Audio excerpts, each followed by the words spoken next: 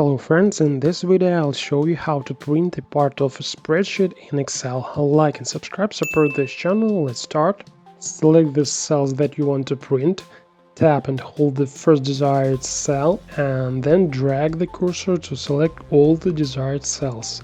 Then click File, Print. The print page opens. Choose Print Selection right here.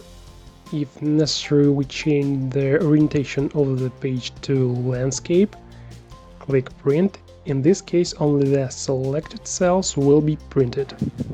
The next way is to use the print area. Select the cells that you want to print.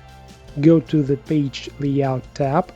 In the Page Setup section, select the option Print Area, then set Print Area.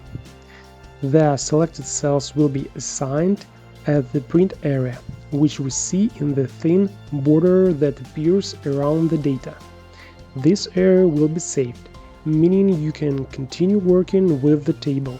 And by clicking on this arrow, you can adjust the print area even more subtle. That is, select the page orientation, data scaling, and which paper to print on.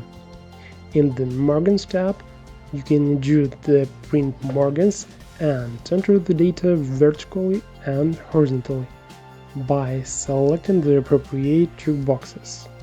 If necessary, you can add a title or even change the current print area.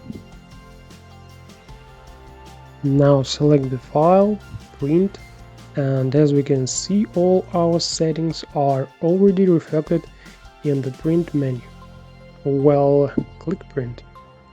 To print several sheets, select several sheets by holding down Ctrl and click on each desired sheet separately.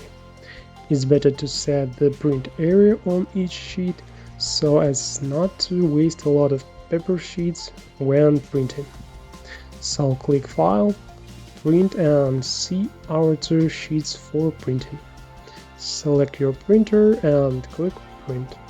Now you know a little more. Thanks for watching.